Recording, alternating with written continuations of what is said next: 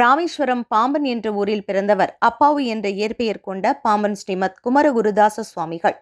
சண்முக கவசம், குமாரஸ்துவம், பகை கடிதல், பஞ்சாமிர்த வண்ணம் போன்ற பாடல்களை முருகன் அருளால் நமக்கு தந்தவர். சிறந்த முருக பக்தன். இவருக்கு ஏற்பட்ட கால் முறிவை அவர் பாடிய சண்முக கவசத்திற்காக முருகனே வந்து குணப்படுத்தினார். வாங்க அந்த வரலாற்றை தெரிந்து கொள்ளலாம். கிபி 1923ஆம் ஆண்டு டிசம்பர் மாதம் 27ஆம் நாள் பாம்பன் சுவாமிகள் சென்னையில் உள்ள தம்புச்செட்டி தெரு வழியாக நடந்து சென்று கொண்டிருந்தார். எதிர்பாராத விதமாக அவ்வழியாக சென்ற குதிரை வண்டியில் மோதி தடுமாறி கீழே விழுந்ததில் குதிரை வண்டியின் ஒரு சக்கரம் பாம்பன் சுவாமிகளின் இடது கணைக்காலின் மேல் ஏறி இறங்கியது.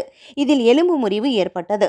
வயது முதிர்வின் காரணமாக ஒன்று சேராது என்று மருத்துவர்கள் கூறிவிட்டனர்.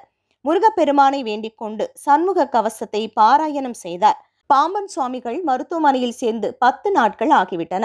11ஆம் நாள் இரவு முருகப்பெருமான் மயில் வாகனத்தில் வானில் நடனம் புரிந்த காட்சியை சுவாமிகள் கண்டு தரிசித்தார்.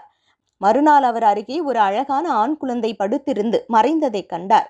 முருகப்பெருமான் திருவருளால் உடைந்த கால் எலும்புகள் ஒன்று சேர்ந்தன.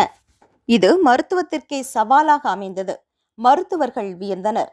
முருகன் அழைத்தால் வருவானா, கடவுள் உண்டா என்ற வினாக்களுக்கு பாம்பன் சுவாமிகள் வாழ்வில் நடந்த இந்த நிகழ்வே ஒரு உதாரணம். அவருக்கு மருத்துவம் செய்யப்பட்ட சென்னை ராஜீவ்காந்தி அரசு மருத்துவமனையில் பாம்பன் சுவாமிகளின் படம் இருப்பதை இப்பொழுதும் காணலாம். நம்பிக்கையோடு கடவுளை வணங்குங்கள், நலமே சூழும்.